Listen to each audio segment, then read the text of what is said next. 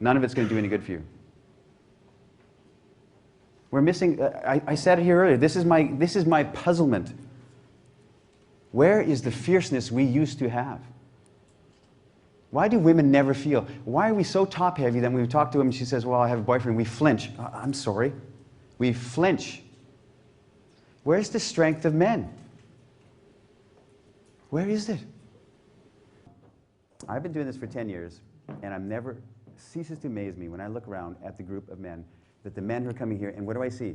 Women say to me all the time, well, what kind of guys go to your seminar? That's a big question I get all the time. What kind of guys? I say, you know what? Look around the street. There's the kind of guys. Right here, the guys walking by right now. They're normal guys. They're interesting guys. They're sincere guys. And I see it. I'm completely convinced you do not need anything.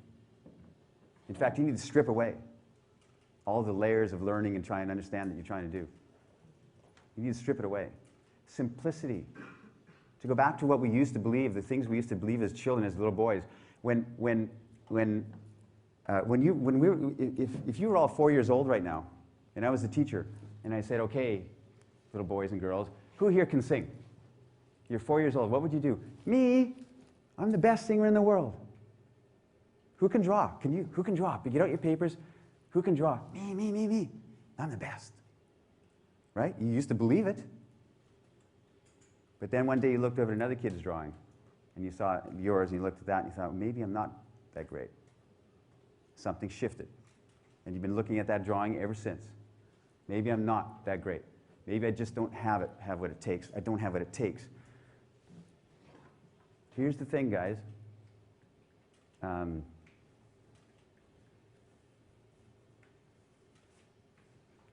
I think that men fundamentally want the same thing we wanted when we were little boys. Same thing. It's all we want, the same thing. And that is this. We want to know we have what it takes. That's what we want. To enter into a room and we know that we can represent ourselves. That's all we want. Women think guys are, paying for seminars because they want to get laid. Wrong. Guys think that's why they're doing it too. They think, well, I want to learn how to get laid. No, it's not it. You can take that money and go buy sex. Guys will pay $2,000 for a weekend seminar. They could buy a lot of sex with $2,000. Maybe not in Norway. It's expensive here, but.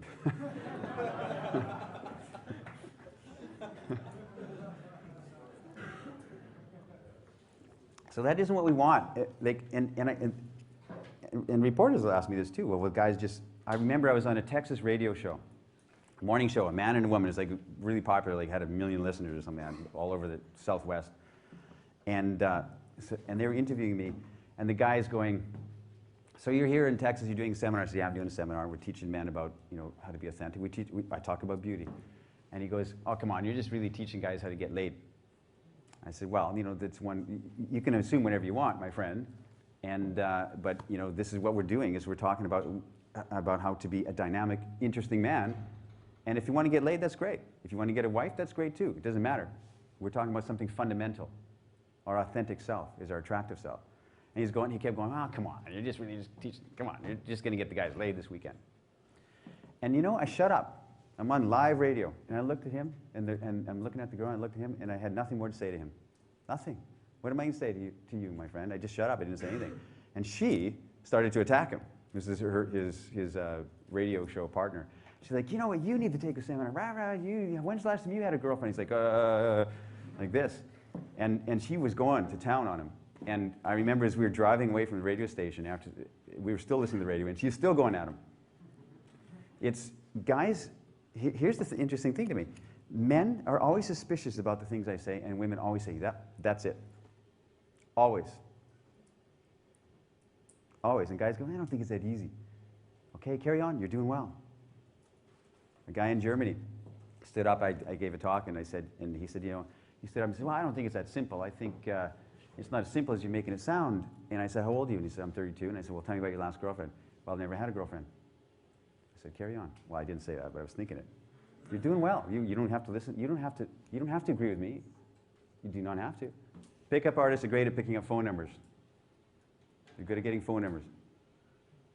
But where does it go? I remember back years ago, before anybody was really becoming you know, the big names in this seduction community are becoming famous. They say we need to have a seminar by you about how to maintain it. We can go get phone numbers. We get phone numbers constantly. And we've been taught to measure our result, we call it result, by what we receive from the woman.